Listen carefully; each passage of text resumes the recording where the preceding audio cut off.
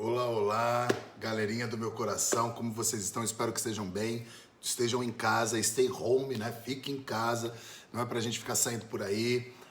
Estou aí com saudade, mas também estou em casa, certo? Sem sair por aí também, pintando nas minhas horas vagas, porque a gente não pode ficar sem fazer nada, mas não, nada de rua, nada de sair. Bom, na nossa aula de hoje a gente vai falar sobre um novo movimento artístico, sobre um novo estilo de arte que é quase que contemporâneo. Na verdade, assim, é contemporâneo ao neoclássico, junto dos ideais que a gente falou, né, da Revolução Francesa. A gente vai ter também a Revolução Industrial, todas essas mudanças do mundo moderno, né? Grupos de artistas vão ter aí ideias aí, os neoclássicos, que foram muito a favores, muito ligados à questão da Revolução Francesa. E a gente vai estudar hoje um outro grupo, tá, de grandes mestres, e um deles a gente até viu numa aula há um tempo atrás, né, mas a gente vai falar agora dele dentro de um contexto mais amplo, dentro de uma amplitude maior. Beleza? Todo mundo preparado? Vamos começar? Vamos lá, galera!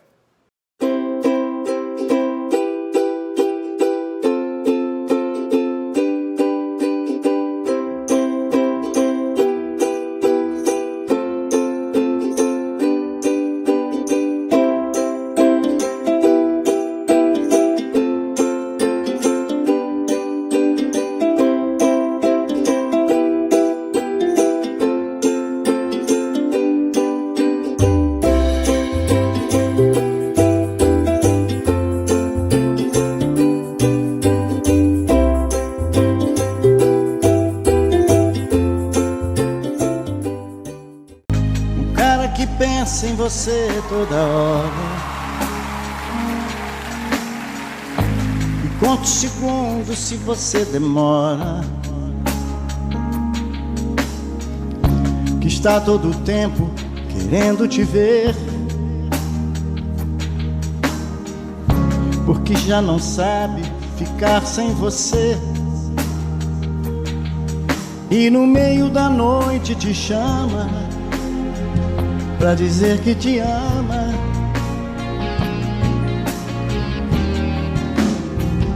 Esse cara sou eu.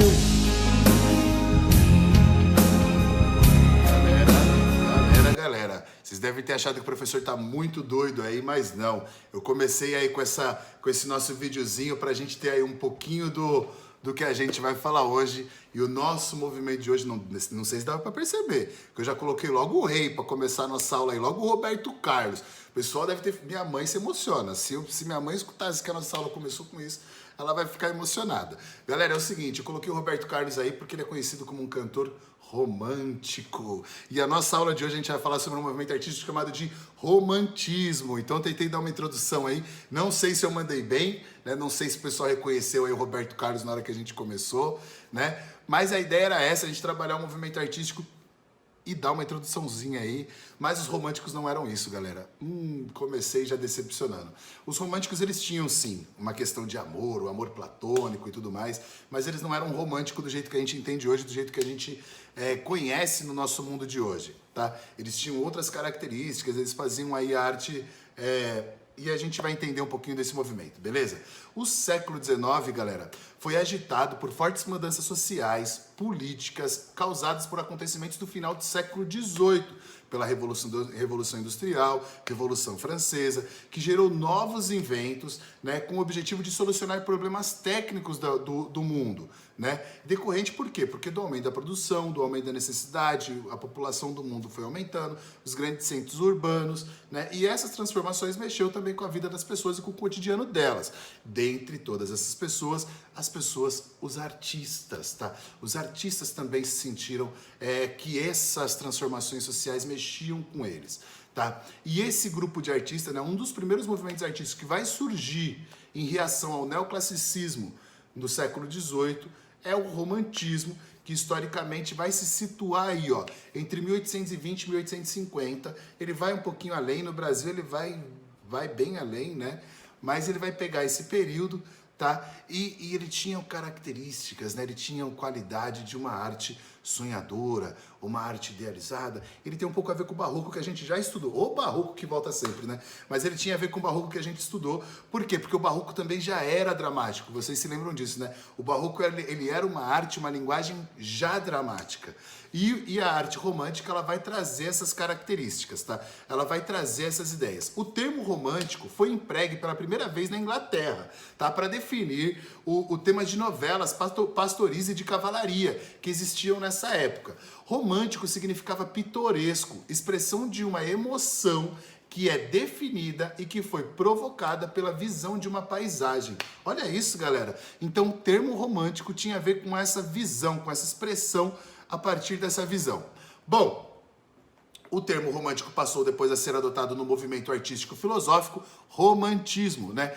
Que seguiu as ideias políticas e filosóficas do século das luzes, do século dos iluministas, que a gente já falou também na aula passada, né? Do Voltaire, do Adam Smith, quem mais? Do Hegel, né? Do Kant, de todos esses grandes filósofos que vão, do Rousseau, que vão aí criar caminhos para as discussões do mundo.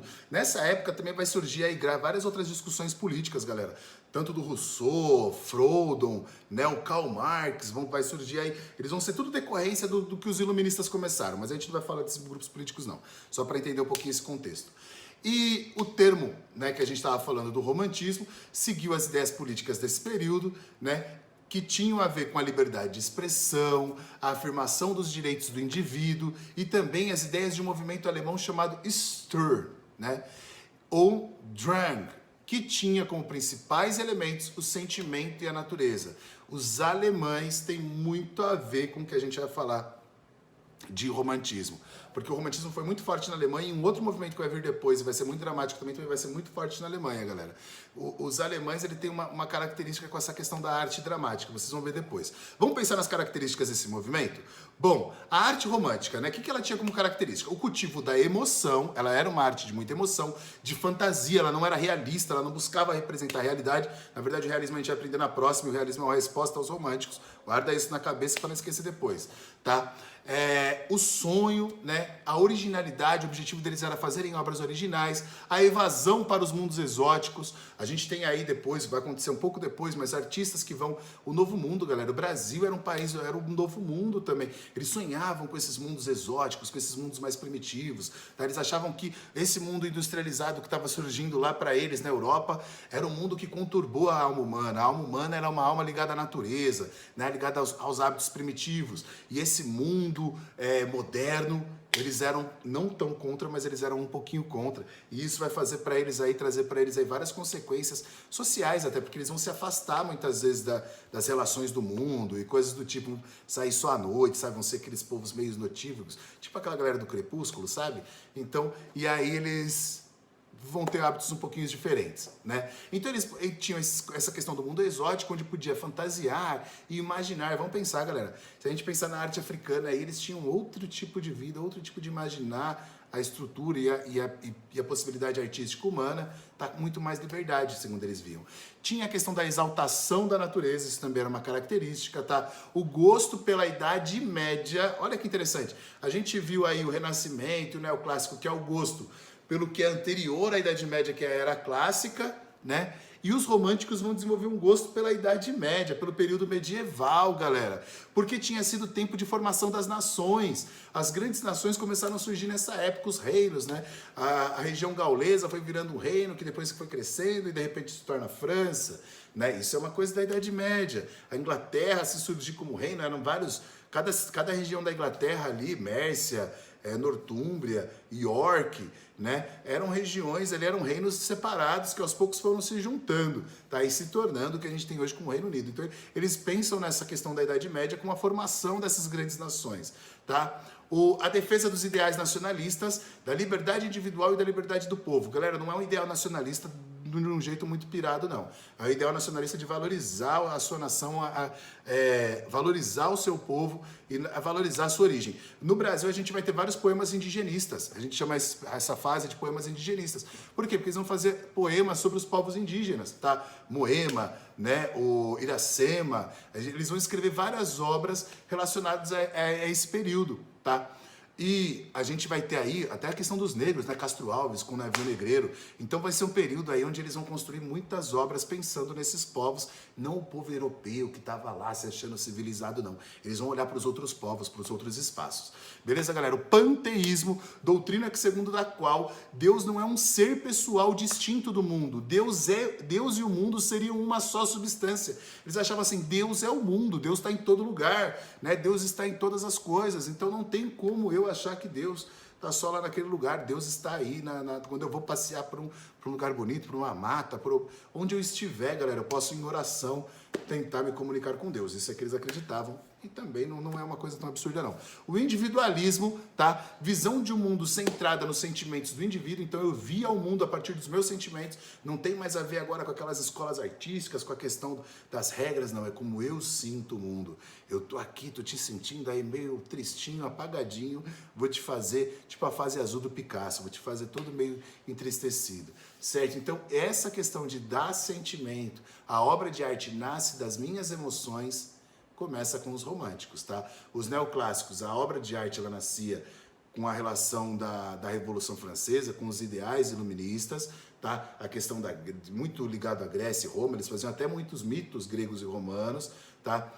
A arte barroca, ela é ligada à igreja, não é só o que eu sinto. Claro que é um pouco de como eu sinto, né? Como eu imagino que tenha sido Tomé. Lembra aquela obra do Caravaggio? Tomé, quando ele duvidou que Jesus tinha ressuscitado.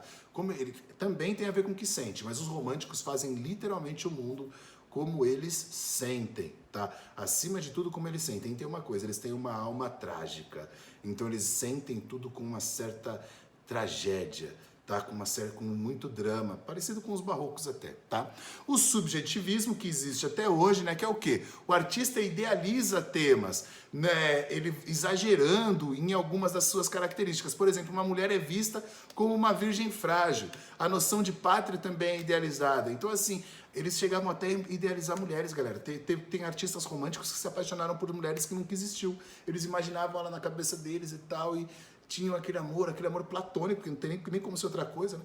Aquele amor platônico e por uma mulher que ele nunca viu. Ou às vezes ele viu uma mulher na rua, nunca conversou com ela, imaginava, ela deve fazer isso, deve fazer aquilo, vai lá na academia, vai lá, faz tal coisa, depois ela vai lá dançar zumba, e depois ela faz tal coisa. Meu Deus, ela lê os livros do Camões, ela vai nas exposições do Picasso, ela viajou pelo Louvre, e aí ele criava uma idealização que às vezes nem era verdade, às vezes a mulher era só filha de um senhor de uma fazenda e vivia e estudava agronomia. Ela só queria saber de cuidar da fazenda, certo? Então, assim, eles idealizavam até mesmo as pessoas que eles viam, porque tudo nascia de uma forma muito subjetiva, nascia deles, tá? E, vamos lá, é na Alemanha que esse movimento vai se manifestar pela primeira vez, de uma forma estética, a questão da interioridade, que se considera a arte como um instrumento para se atingir o cerne da criação. Então, a arte é um jeito de eu conseguir atingir o cerne da criação, para se entrar em contato com a natureza infinita, porque Deus é a natureza e está em todo lugar. Então, a arte era um caminho que me ligava, olha como a gente nunca consegue se afastar da nossa questão espiritual, né? A arte é um caminho que me ligava ao Deus, ao que a gente chama de sublime. Vocês sabem o que é sublime, galera? O Kant vai falar um pouco sobre isso. A gente vai estudar na estética da arte, que a gente tem o belo é para o Kant vai explicar, e ele é um dos iluministas, ele vai explicar para a gente que o belo é a sensação de prazer, ele não precisa de uma regra, mas ele é aquilo que me dá prazer espiritual, o prazer para o espírito, e não é um espírito que estava falando também dessa questão da religião, não, era o espírito da minha consciência, do meu subjetivo, eu me sinto bem, tá? Se eu olho um lugar que é bonito, eu me sinto bem, tá? Se eu vejo alguma coisa que tem cheiro bonito, vamos pensar, cheiro bonito seria um cheiro bom, eu me sinto bem. Agora, essa pessoa, aí não rola. A gente se sente mal, o feio nos faz sentir mal. Isso é o que o Kant vai dizer, beleza? E mais do que o belo, galera, tem o sublime. Então, se alguém um dia paquerar vocês aí e falar que vocês são sublime, eles estão dizendo que vocês são mais do que bonitos, tá? O que é isso? O sublime está acima da beleza, está próximo de Deus. É como se a gente alcançasse uma beleza tão grande que é uma beleza divina.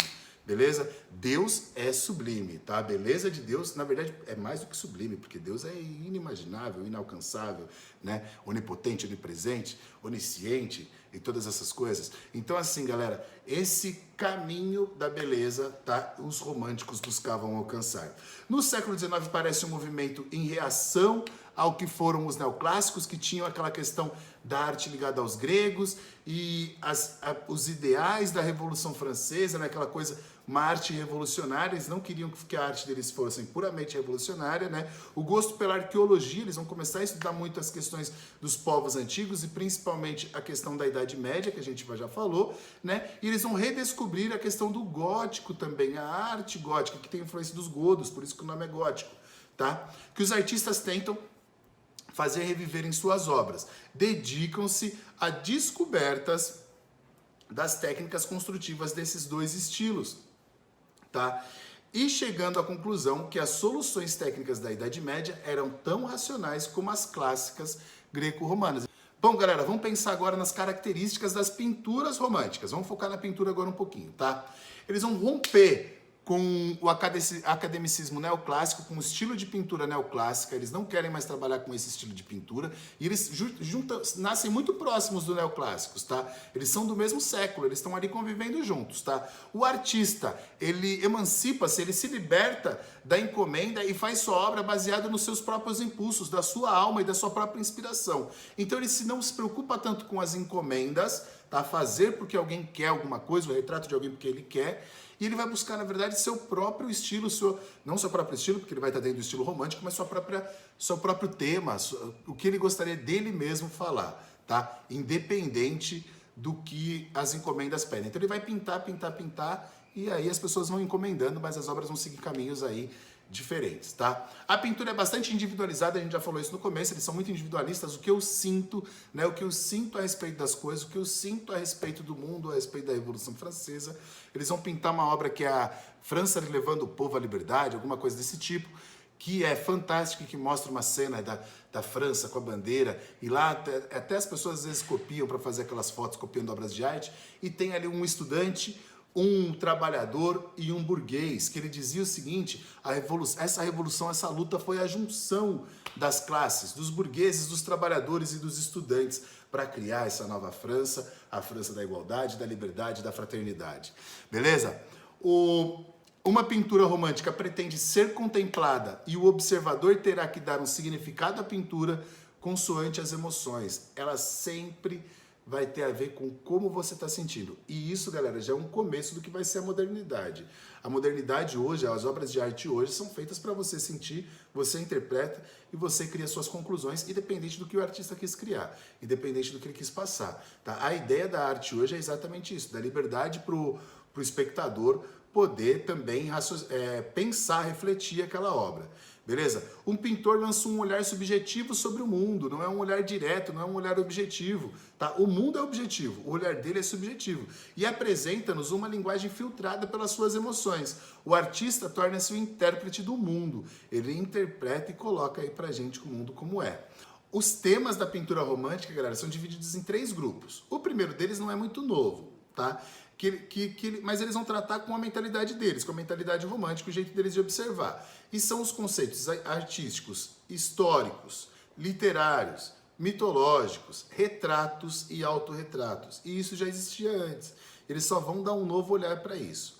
O segundo são temas que representam a alma romântica, o emocional, a alma apaixonada, idealista e simples, tá? O terceiro grupo retrata a pintura de paisagem, revelando-se o gênero predileto desse período. Eles gostavam de pintar paisagens, porque eles amam a natureza. Lembra disso? Natureza, Deus está na natureza. E eles amavam a natureza. São composições solitárias, bucólicas, né? E indefesas perante as forças da natureza, olhando nostalgicamente para o horizonte, ou composições com árvores mortas e ruínas cobertas por vegetações que mostram a passagem do tempo e o ciclo da evolução. Das características do estilo, uma coisa que é importante a gente destacar, galera, a cor prevalece sobre o desenho linear e são utilizadas cores variadas, explorando contrastes fortes e não harmoniosos. Então ela tem muito contraste entre as cores, tá? Os intensos efeitos de claro e escuro, como o barroco, tá? Isso eles vão resgatar do barroco, dão um lado mais artificial e dramático para a luz. Eles tinham a luz dramática igual a luz dos barrocos. A luz focalizava-se sobre o ponto que se quer evidenciar. Barroco, olha aí. Na composição, acentuando a expressividade e o sentimentalismo das cenas. A utilização de óleo e de aquarela, normalmente as pinturas que eles faziam era a tinta óleo ou a aquarela, também tinha pastel, né, giz pastel, que vocês conhecem também. A composição utiliza estruturas agitadas, movimentadas e orientadas por linhas oblíquas, diagonais e sinuosas, que reforçam o sentido trágico, dramático e heróico dos temas. O que ele quer dizer com isso, galera? Essas linhas, diagonais, elas não dão sensação de movimento. Ao contrário das linhas horizontais e verticais. As linhas diagonais sempre vão dar sensação de movimento, de drama. Os barrocos usavam muito isso, não sei se vocês se lembram, mas muitas vezes a luz seguia essa linha diagonal. E os românticos, eles vão aproveitar. Você tem que entender o seguinte, galera, cada grupo de artista, ele não é uma pessoa que, eu quero fazer arte desse jeito.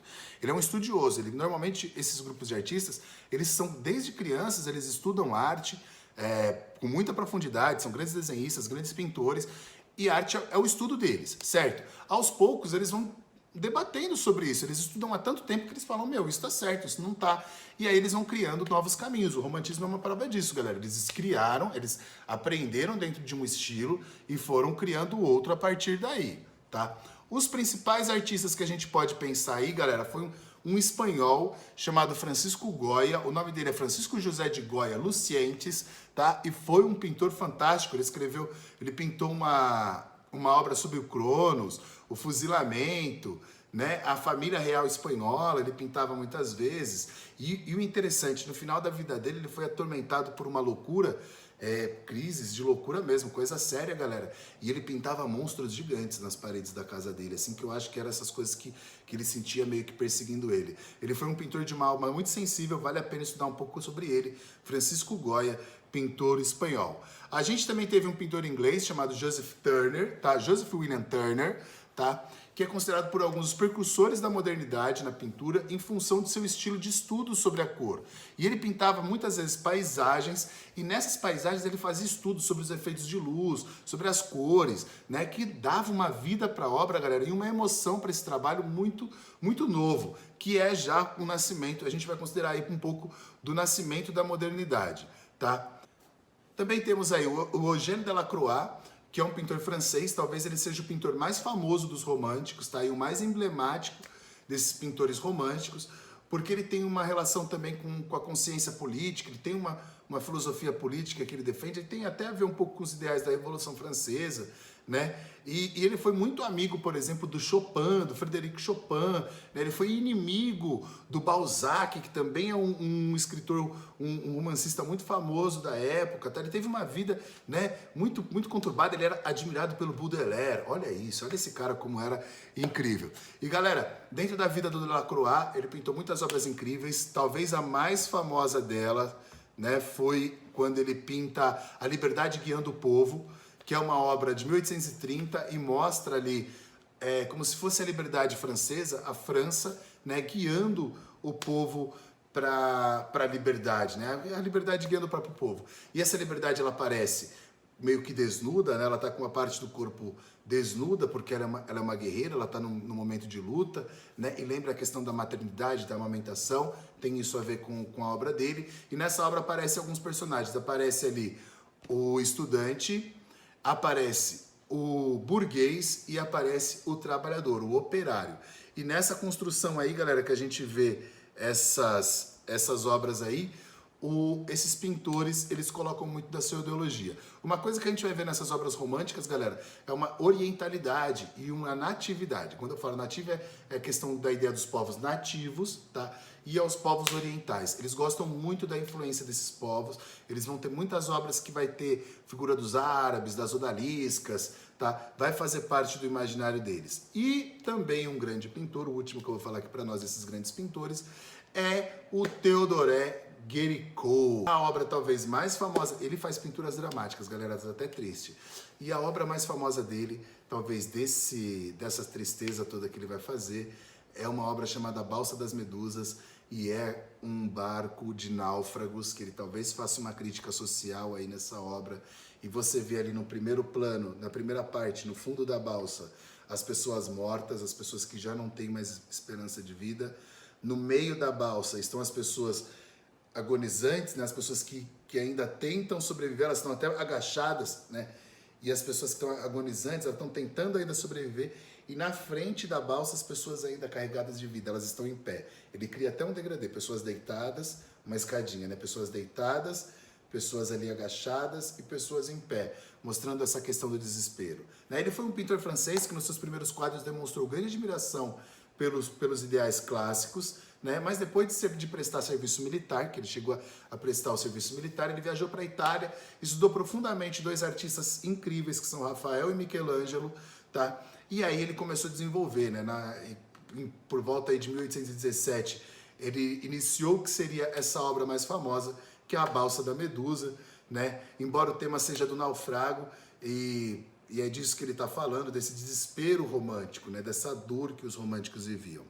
Bom, na escultura, a gente vai ter aí o Barye, né? Que é um escultor francês que nasceu em Paris, começou sua carreira como ourives, aquela pessoa que faz joias, né? Estudou na École des Beaux-Arts, né? Que é a Escola de Belas Artes Francesas, em 1818, mas só em 1823 que descobriu realmente a sua vocação ao iniciar seus estudos de desenho e de modelagem, de escultura, porque ele começou fazendo pintura e aí ele descobriu na escultura a sua real vocação. Ele é considerado um dos principais artistas representantes da representação de animais, tá, da escola francesa.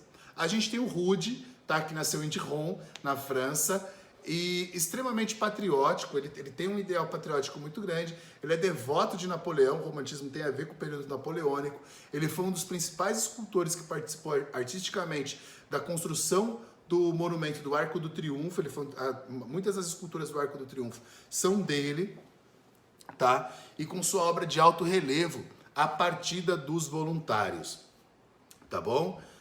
Bom, galera, falamos demais, falamos aí sobre esses artistas, sobre essas características dessa obra. É importante estudar alguns deles, Guéricault, Delacroix, Goya, são artistas que têm uma vida fabulosa, uma vida encantadora, cheia de coisas importantes, tá? Vale a pena estudar. Caso vocês tenham alguma dúvida sobre esse movimento, estou à disposição de vocês, posso ajudar. E não se esqueçam, galera, que o romantismo não é do jeito que a gente pensa hoje, tá? Ele vai ter aí outras características e até hoje a gente teve essa questão do artista. O Van Gogh é um artista muito romantizado, tá? A gente ama ele porque a vida dele é uma vida de um artista romântico. Ele morreu sem fama, aquela coisa toda, tá? Falei muito, tem que falar menos. Galera, foi só isso. Vamos parar por aqui. Quero dizer para vocês que estou com muita saudade. Qualquer dúvida que vocês tiverem, estou à disposição pelo Google Classroom ou comentando na própria videoaula lá, depois eu consigo ver e responder para vocês. Vocês terão aí uma atividade para fazer, se preparem e até mais, galera. É um prazer estar com vocês, ó, um beijão e pra gente lembrar aí agora um pouquinho, né, pra gente se despedir.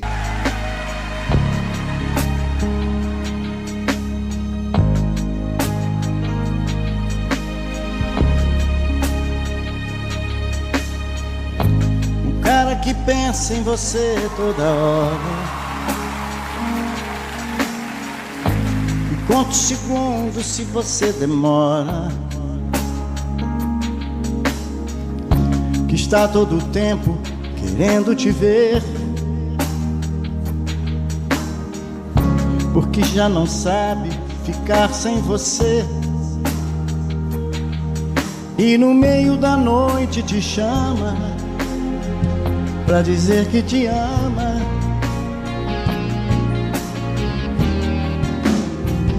Esse cara sou eu.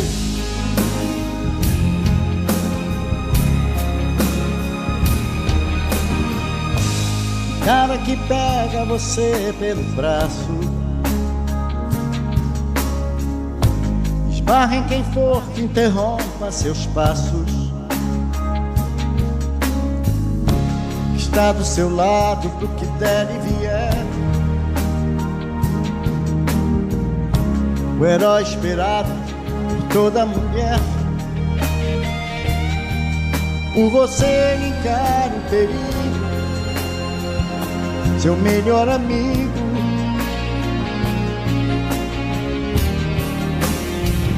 Esse cara sou eu.